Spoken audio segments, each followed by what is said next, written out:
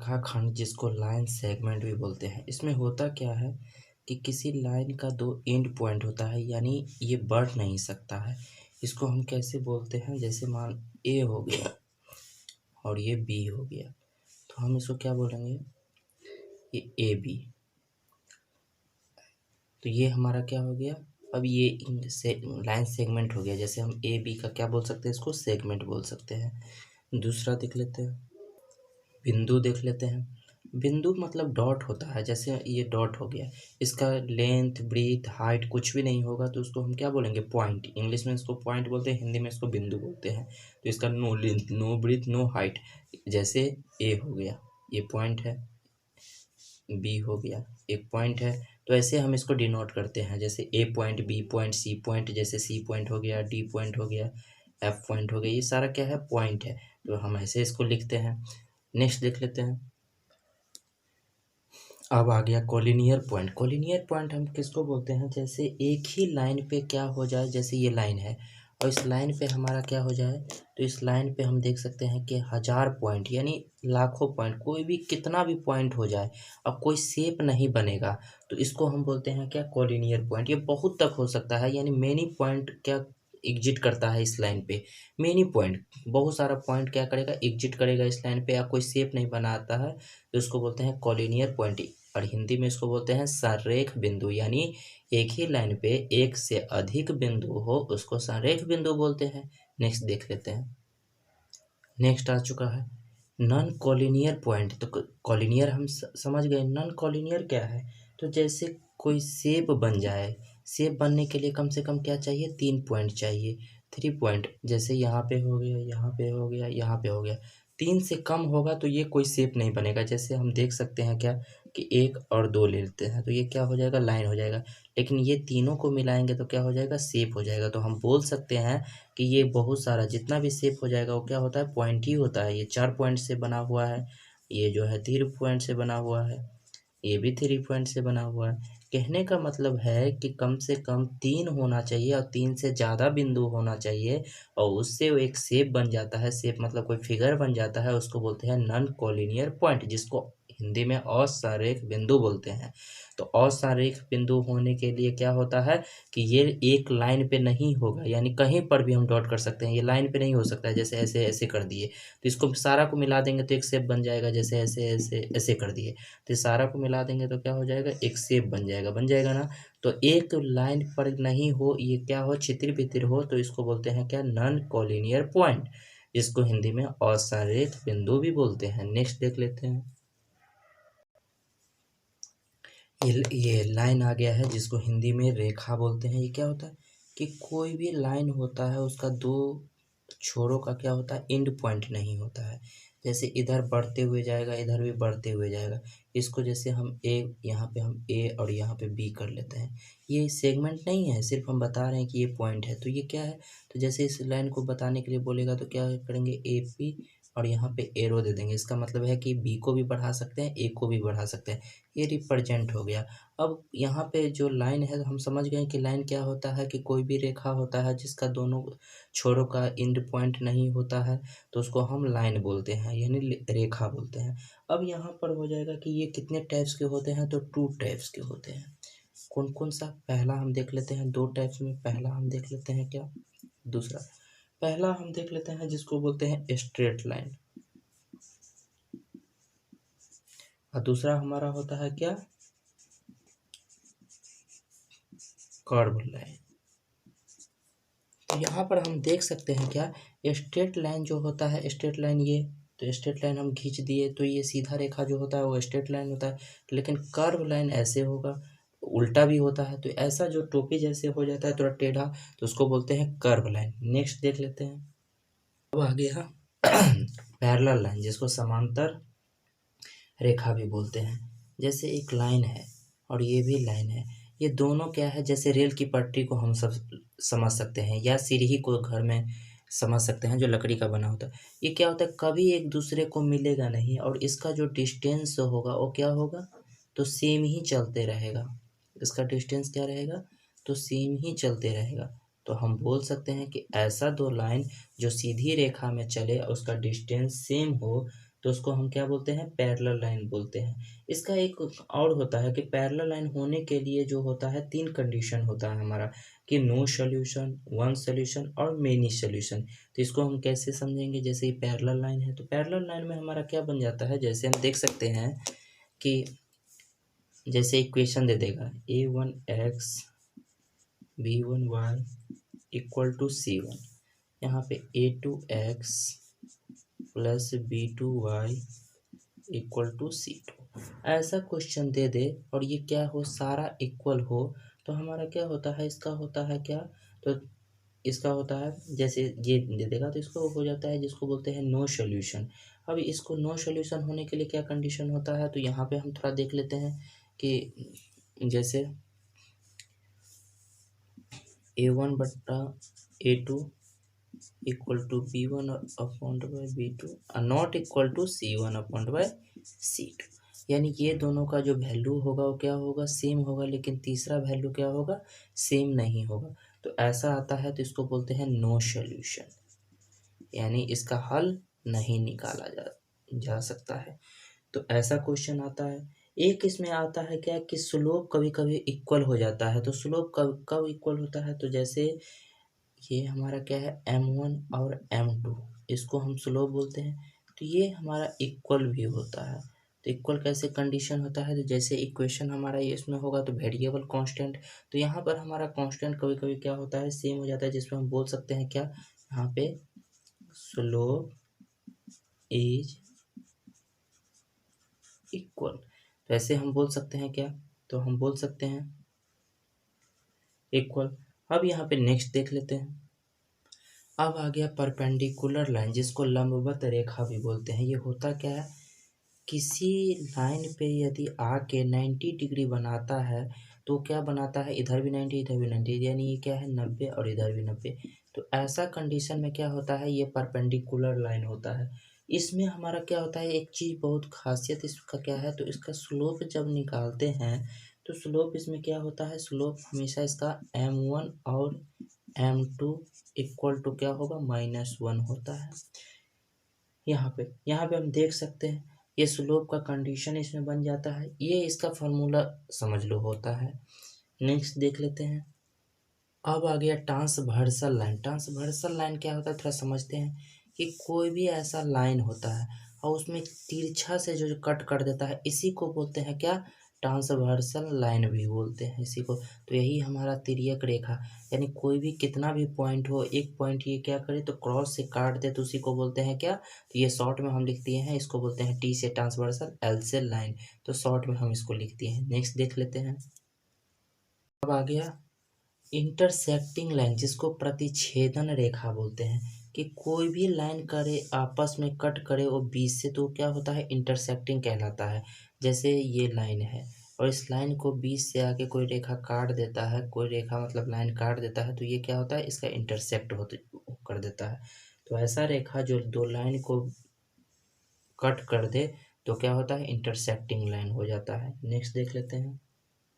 अब आ जाता है किरण, जिसको रे बोलते हैं।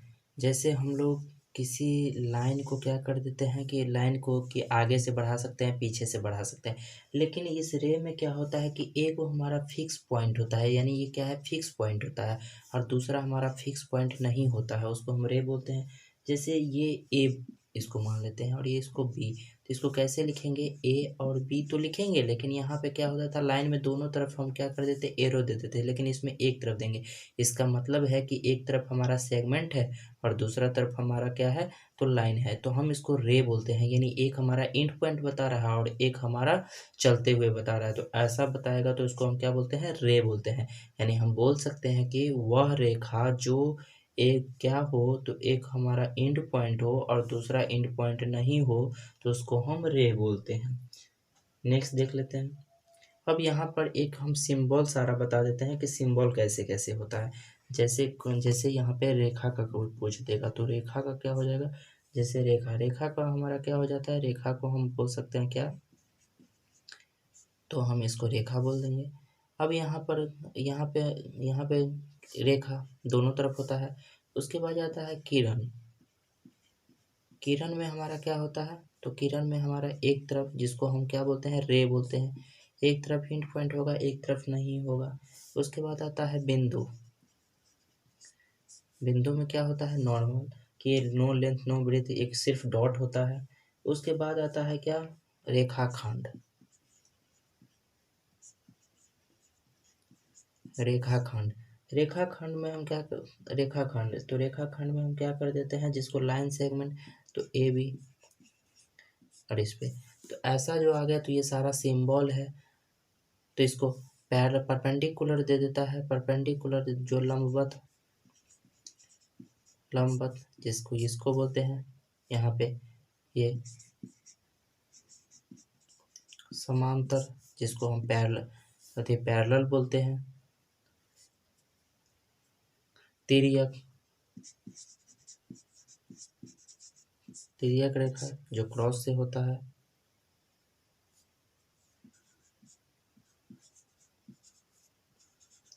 प्रतिच्छेदन रेखा जो क्रॉस होता है। तो ऐसा हमारा क्या है, ये सारा सिंबल है। नेक्स्ट देख लेते हैं। यहाँ पर हम देख सकते हैं एंगल, जिसको कोण बोलते हैं। इसके टाइप्स देख सकते हैं, न्यून कोण। न्यून कोण हम लोग को पता है कि न्यून कोण क्या होता है। तो न्यून कोण 0 डिग्री से क्या होता है, 0 डिग्री से न्यून कोण हमको पता है कि 0 डिग्री और 90 डिग्री की क्या है, 0 डिग्री और 90 डिग्री के बीच का कोण होता है। समकोण हमको क्या है, जिसको राइट एंगल ट्रायंगल बोलते हैं, जैसे राइट एंगल बोलते हैं, ट्रायंगल नहीं, राइट एंगल बोलते हैं, जिसमें हमारा क्या होता है, 90 डिग्री होता है। अब यहाँ पे क्या है, अधिक कोण, जिसको ऑब्ट्यूस एंगल बोलते हैं। ये क्या होता है, 90 से बड़ा होता है और 180 के बीच का होता है। ये दूसरा हम देख सकते हैं रिजु कोण। रिजु कोण का मतलब होता है स्ट्रेट एंगल। तो ये हमारा क्या होता है, 180 होता है। कोई भी स्ट्रेट लाइन होता है उस पर क्या होता है, 180 होता है। उसके बाद होता है प्रतिवर्ती कोण, जिसको रिफ्लेक्स एंगल बोलते हैं। ये क्या होता है, 180 से क्या, ये क्या होता है, 180 से बड़ा होता है और 360 के बीच में होता है। ये 5 नंबर को देख सकते हैं हम।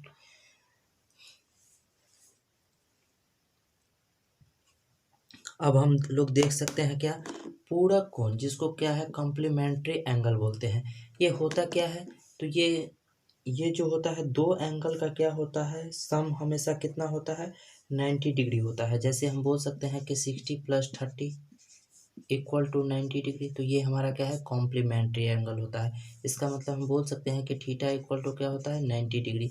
तो दो एंगलों का क्या होता है, तो हम बोल सकते हैं θ1 + θ2। तो दो एंगलों का मान, अब ये कैसे होता है, तो हम देख सकते हैं, जैसे ये स्ट्रेट लाइन है, जैसे ये स्ट्रेट लाइन है, स्ट्रेट लाइन की क्या है, ये तो 90 है, लेकिन इसके बीच में हमको ये दे दिया कि ये कितना है, 30 है। तो ऑब्वियसली हमारा ये 90 में से 30 है, तो ये कितना रहा होगा, 60। और यही 30 60 मिलके क्या हो गया, 90 डिग्री। तो ये हमारा क्या हो गया, कॉम्प्लीमेंट्री एंगल हो गया, जिसको हम क्या बोलते हैं, पूरक कोण बोलते हैं, 90 डिग्री। तो हम बोल सकते हैं, जैसे ऐसे क्वेश्चन में दे देता है कभी कभी कि ऐसे दे देगा, तो यहाँ पे, तो यहाँ पर दे देगा, तो इसको क्या बोलेगा, तो हमको ऐसे समझ जाना है कि ये क्या है, 90 डिग्री है। तो ये कुछ भी रहा होगा, इसका मान दे देगा कि 60 डिग्री है या 70 डिग्री है। तो 72, ये ऑब्वियसली कितना हो जाएगा, 20। तो ये दोनों मिलके क्या हुआ, तो 90 डिग्री। तो ये हमारा क्या हो गया, कॉम्प्लीमेंट्री एंगल हो गया। एक होता है सप्लीमेंट्री, जिसको हम देख लेते हैं। ये हम लोग देख सकते हैं क्या, ये संपूरक कोण, जिसको इंग्लिश में सप्लीमेंट्री एंगल बोलते हैं। ये होता क्या है, तो ये 90 डिग्री से बड़ा यानी 180 होता है। ये कितना होता है, तो θ1 + θ2 = हम बोल सकते हैं क्या, 180 होता है। ये कैसे होता है, थोड़ा हम देख लेंगे कि जैसे ये है, ये एंगल है, इस एंगल में एक मान हमको दे दिया क्या, एक मान दे दिया 120। तो ये पूरा स्ट्रेट लाइन हमको पता होता है कि कितना होता है, जिसको रिजु कोण भी बोलते हैं। ये क्या होता है, 180 होता है। तो 180 में से 120 को हम करेंगे तो क्या होगा, 60। तो यही हमारा क्या है, 60। और ये 120 + 60, तो θ1 ऐसे इस पे रखेंगे तो ये ऐसे सॉल्व होगा। तो हम बोल सकते हैं क्या, तो ये 120 और 60 मिला के क्या बनाया, 180 बनाया। और 180 जब हो गया तो हमारा क्या हो गया, सप्लीमेंट्री एंगल हो गया। जैसे हम और देख सकते हैं, जैसे ये है, तो इसको क्या है, 150 ले लिया और ये 30 ले लिया।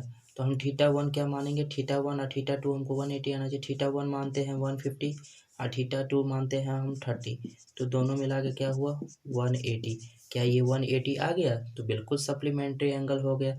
तो ऐसे हम बना सकते हैं, ये वाला हमारा क्या हो गया, फार्मूला हो गया। वहाँ पे हमारा कॉम्प्लीमेंट्री में क्या था, theta one plus theta two equal to कितना था 90, यहाँ पे theta one plus theta two equal to 180। आसन्न कोण जिसको एडजेसेंट एंगल बोलते हैं, ये होता क्या है, जैसे जैसे ये लाइन है, ये मतलब एंगल है, इस एंगल में क्या हो गया, एक हम ड्रॉ कर दिए, तो इसका एडजेसेंट क्या हो गया, ये हो गया, और इसका एडजेसेंट क्या हो गया, ये हो गया। तो हम एक अपने क्या हो सकता है, जैसे ये बाँ है, एक बाजू ले लेते हैं, इस बाजू में क्या कर देते हैं कि एक लाइन को ड्रॉ कर देते हैं ऐसे, तो इसका एडजेसेंट क्या हो गया, तो इसका एडजेसेंट हमारा ये हो गया, और इसका एडजेसेंट क्या हो गया, ये। तो इसी को हम बोलते हैं क्या, एडजेसेंट एंगल बोलते हैं। तो हम यहाँ पर बोल सकते हैं क्या, तो हम यहाँ पर बोल सकते हैं कि इसमें ये क्या है, तो ये इसके लिए ये भी कॉमन है, इसके लिए ये भी कॉमन है, तो इसका ये क्या है, एडजेसेंट एंगल है। नेक्स्ट देख लेते हैं, जैसे इसको हम ले लेते हैं ए बी और ये सी, तो हम ये बोल सकते हैं कि ये जो हमारा क्या है, तो इसको L1 और इसको L2, तो हम बोल सकते हैं कि ये हमारा क्या है, वर्टिक्स है। तो हम इसमें बोल सकते हैं क्या, तो वर्टिक्स क्या होता है, कॉमन हो जाएगा, तो पहला हमारा क्या होगा, कॉमन वर्टिक्स हो जाएगा, दूसरा हमारा क्या होगा, कॉमन लाइन हो जाएगा कि नहीं, कॉमन लाइन, ये इसके लिए क्या है, इसके लिए भी, इसके लिए भी कॉमन लाइन हो गया। नेक्स्ट देख लेते हैं, इसको देखेंगे, ये कोनों का रैखिक युग्म लीनियर पेयर ऑफ एंगल है। तो ये कैसे होता है, जैसे ये हमारा क्या है, स्ट्रेट लाइन है, तो स्ट्रेट लाइन ए और ये हमारा क्या है बी, ये पॉइंट है, ये इधर भी लाइन तो बढ़ सकता है, ये हमारा पॉइंट है, इस पॉइंट को लिए हैं। अब यहाँ पे क्या है, एक हमारा क्या होता है, ड्रॉ होता है, तो एक लाइन ड्रॉ हो गया, तो जैसे ये लाइन हमारा क्या है, वाई दे दिया, और ये हमारा क्या दे दिया, एक्स दे दिया। तो अब इसमें क्या पूछ देगा, तो इसका हमको पेयर पूछ देगा कि ये, तो ये हमारा क्या है, तो ये सी ले लेते हैं इस पॉइंट को। तो जब ये हो गया, तो इसको हम क्या कर देते हैं, तो इसको क्या पेयर करेंगे, एक्स प्लस वाई। क्यों, क्योंकि ये रिजो कोण है, क्योंकि स्ट्रेट लाइन पे हमको पता होता है कि जो भी एंगल बनता है वो क्या होता है, 180 होता है। तो X plus Y equal to क्या हो जाएगा, 180। तो यही हमारा पेयर बन गया इसका। नेक्स्ट क्वेश्चन देख लेते हैं। अब आ गया क्या, वर्टिकली अपोजिट एंगल जिसको हिंदी में शीर्षाभिमुख कोण बोलते हैं। इसमें होता क्या है कि जो वर्टिकली होगा तो हमारा क्या होता है, ये वाला एंगल क्या होता है, इसके इक्वल होता है, और ये वाला जो एंगल है इसके इक्वल होता है। यही हमारा क्या है, वर्टिकली अप। तो जिसको हम इसको क्या कर देते हैं, एक्स वाई जेड पी। तो हम बोल सकते हैं क्या, तो एक्स इक्वल टू जेड होगा, क्योंकि इसके इक्वल है, और p इक्वल टू क्या होगा, p इक्वल टू वाई होगा। तो यही वर्टिकली अपोजिट क्या होता है, एंगल इक्वल होता है। तो ये हमारा क्या है, इसके इक्वल में है, यही देख सकते हैं। नेक्स्ट देख लेते हैं, यहाँ पे देखेंगे क्या बोल रहा है, angle made by transversal with two lines है, उसमें क्या बोल रहा है, ट्रांसवर्सल बोल रहा है। तो ट्रांसवर्सल क्या होता है, यही ट्रांसवर्सल होता है। उसके बाद बोल रहा है कि एंगल कितना एंगल बनाता है, तो इसमें हम देखेंगे क्या, तो एंगल हमारा तो ये है, इसको हम एल ले लेते हैं, ये क्या हो गया, ए बी सी और ये डी। अब यहाँ पर हम देखेंगे कि यह जो बनाता है, तो ये इसको 1 2 3 4, ये सारा क्या है, एंगल बना रहा है ना, तो इसमें भी बनाएगा 5 6 7 8। ये कितना एंगल बनाया, 8 एंगल बनाया ना। अब इसी में बहुत सारा क्या पूछ देता है, जैसे करस्पॉन्डिंग एंगल पूछ देगा, तो करस्पॉन्डिंग एंगल क्या होता है, फिर उसमें पूछ देगा वर्टिकली अपोजिट क्या होगा। एक एक करके हम इस डिस्क्राइब करने वाले हैं। हम देख सकते हैं फिगर वही रहने दिए हैं, वही फिगर है। करस्पॉन्डिंग एंगल पूछ रहा है, तो करस्पॉन्डिंग एंगल क्या होता है कि करस्पॉन्डिंग एंगल हम देख सकते हैं क्या, तो एक्सटर्नल क्या हो जाता है, एक्सटर्नल जो है, ये जो 1 है ये क्या होता है, 1 इंटरनल के बराबर हो जाता है। तो हम बोल सकते हैं क्या, एंगल 1 इक्वल टू एंगल 5 पहला। सेम बोल सकते हैं कि एंगल 4 एंगल 8 का हो जाएगा। तो एंगल 4 इक्वल टू एंगल 8। इधर देख लेते हैं। अब क्या है, इंटरनल किसके बराबर में हो जाएगा, एक्सटर्नल के। तो हम बोल सकते हैं क्या, तो 3 एंगल 3 इक्वल टू 7। तो एंगल 7 और एंगल 2 इक्वल टू एंगल 6। यही हमारा क्या है, क्रॉसपॉन्डिंग एंगल है। तो हम बोल सकते हैं क्या, एक्सटर्नल इंटरनल के बराबर है, एक ही साइड में, अपोजिट नहीं। तो एक्सटर्नल क्या है, इंटरनल के बराबर है। एक्सटर्नल इंटरनल के बराबर है 1 5 और ये हमारा क्या है 4 8 के। फिर क्या है, तो इंटरनल किसके बराबर है, एक्सटर्नल के। हम दूसरा पेन से कर देते हैं, समझ में आएगा। तो ये हमारा क्या है, एक्सटर्नल किसके बराबर में है, तो इसके बराबर में है। और ये हमारा क्या है, इंटरनल जो है फिर क्या है, एक्सटर्नल के बराबर है। तो 2 इक्वल टू के एंगल 2 इक्वल टू एंगल 6। तो ये हमारा क्या है, क्रॉसपॉन्डिंग एंगल है। नेक्स्ट देख लेते हैं। नेक्स्ट आ चुका है, हमसे क्या पूछ रहा है कि वर्टिकली एंगल बताने के लिए पूछ रहा है। तो वर्टिकली हमारा क्या होता है, 1 इक्वल टू क्या हो जाएगा, तो यहाँ पर हम देख सकते हैं 1 इक्वल टू 3। तो हम बोल सकते हैं कि एंगल 1 इक्वल टू एंगल 3 यहाँ पे। दूसरा हमारा क्या हो जाएगा, angle 2 equal to 4। Angle 2 equal to क्या हो जाएगा, एंगल 4। इसमें देख लेते हैं क्या, तो 5 इक्वल टू 7। तो एंगल 5 इक्वल टू एंगल 7 के बराबर है। और एंगल 8 इसके वर्टिकली है। तो एंगल 8 इक्वल टू एंगल 6 के। तो ये क्या है, वर्टिकली हमारा है। वर्टिकली में हम क्या पढ़े थे कि ऐसा एंगल इसके क्या होता था, ये इक्वल होता था, इसके ये इक्वल होता, सेम वही है। 1 के 3 इक्वल है और 4 का 2 इक्वल है, 5 का 7 इक्वल है और 6 का 8 इक्वल है। तो ऐसे हम देख सकते हैं। नेक्स्ट देख लेते हैं। क्वेश्चन आ चुका है, यहाँ पे हम देख सकते हैं कि क्या है, अल्टरनेटिव एंगल है जिसको हम एकांतर कोण बोलते हैं। जैसे ये है तो इसका हम नाम लिख देते हैं, ये कोण का 1 2 3 4 5 6 7 8। तो यहाँ के पर हमसे क्या पूछ रहा है, इंटरनली अल्टरनेटिव एंगल। तो इंटरनली मतलब होता है अंदर वाला के बाद बोल रहा है, एक्सटर्नली मतलब होता है बाहर वाला का बाद। तो इंटरनली हमको देखना है कि क्या है, 3 का क्या हो जाएगा, 5 है अल्टरनेट। तो हम बोल सकते हैं क्या इसमें, कि एंगल 3 इक्वल टू क्या है, एंगल 5 के है। दूसरा एंगल 2 8 का है। Angle 2 equal to angle 8। अब तो नहीं है, अब दूसरा लेंगे तो हमारा क्या हो जाएगा, एक्सटर्नल में चल जाएंगे।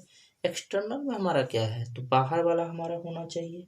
तो बाहर वाला क्या है, तो 4 किसके बराबर है, ये 4 किसके बराबर में हो जाएगा, ये 6 के। तो हम बोल सकते हैं कि एंगल 4 इक्वल टू एंगल 6। दूसरा एंगल 1 इक्वल टू एंगल 7। तो एंगल 1 इक्वल टू एंगल 7, यही हमारा क्या है, तो एक्सटर्नल हमारा क्या है, अल्टरनेटिव एंगल है। नेक्स्ट क्वेश्चन आ चुका है, हम देख सकते हैं जिसको क्या है, कंसेक्यूटिव इंटरनल एंगल, जिसको क्रमागत अंतःकोण बोलते हैं।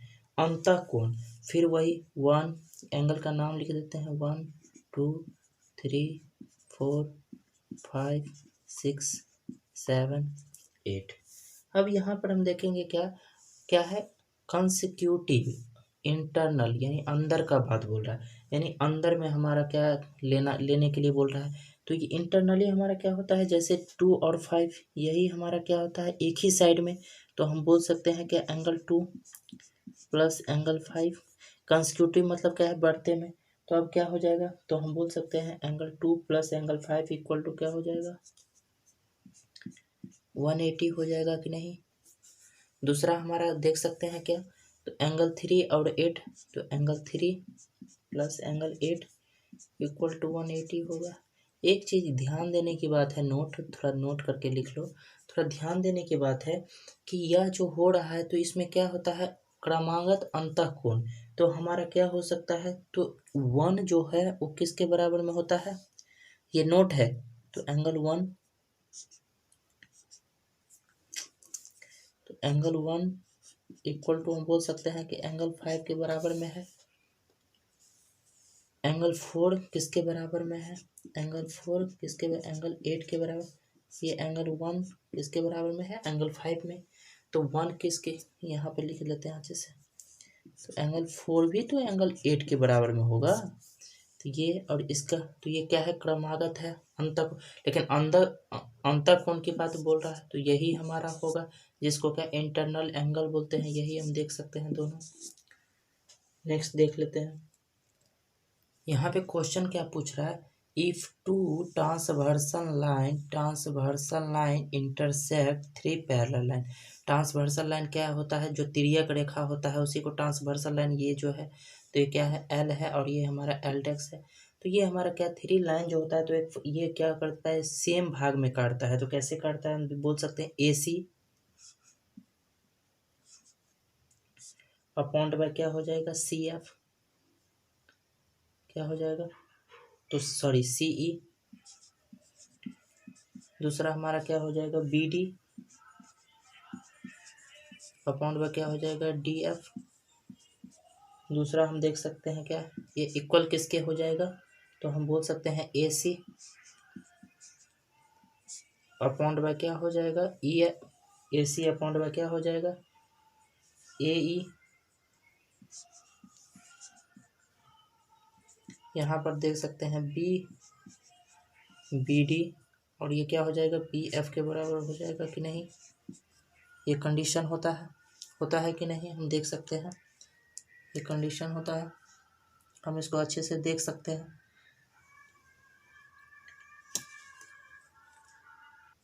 नोट हम देख सकते हैं, एंगल बोल दे तो इसको हम क्या बोलते हैं, एंगल बोलते हैं। राइट एंगल बोल देते तो इसको क्या बोलते हैं, राइट एंगल बोलते हैं। ऑब्ट्यूस एंगल बोल दे तो ऑब्ट्यूस एंगल में क्या होता है, 90 से क्या होता है, बड़ा होता है कोई ये, और क्या होता है 180 से क्या होता है, छोटा होता है। 180 से क्या होता है, 90 से बड़ा होता है, 180 से छोटा होता है। एक्यूट एंगल क्या होगा, 0 से क्या होगा, बड़ा होगा, 0 से बड़ा होगा, और क्या होगा 90 से कम होता है। और ये स्ट्रेट लाइन हमारा क्या होता है, ये स्ट्रेट लाइन जिसको रिजु कोण बोलते हैं, वो ये 180 होता है। नेक्स्ट देख लेते हैं, ये आ चुका है, ये रिफ्लेक्स एंगल बोल रहा है। तो रिफ्लेक्स एंगल में हमारा क्या होता है, ये एंगल है, तो ये क्या है, तो ये एंगल हमारा ये वाला, तो ये क्या होता है 180 से बड़ा एंगल होता है, क्या होता है इसमें 180 से क्या होता है, बड़ा होता है, और 360 से छोटा होता है। तो क्या होता है 180 से बड़ा होता है और वो 360 से छोटा होता है। कॉम्प्लीमेंट्री एंगल में क्या होता है, ये 90 डिग्री होता है। 90 डिग्री में ये हमारा θ1 है, θ2, तो हम बोल सकते हैं क्या θ1 प्लस θ2 इक्वल टू क्या हो जाएगा 90। दूसरा हमारा क्या होता है, सप्लीमेंट्री एंगल हम बोलते हैं कि कोई भी लाइन है, इस लाइन को हम क्या कर देते हैं, जैसे x मान लिया y मान ली, तो x plus Y equal to क्या हो गया 180। तो ये क्या है सप्लीमेंट्री, इसको θ1 भी बोल सकते हैं, θ1 प्लस θ2। तो दोनों एंगल का क्या हो, मान हमेशा 180 हो, सप्लीमेंट्री 180 होता है, कॉम्प्लीमेंट्री 90 होता है, और रिफ्लेक्स एंगल 180 से बड़ा होता है, 360 से छोटा होता है।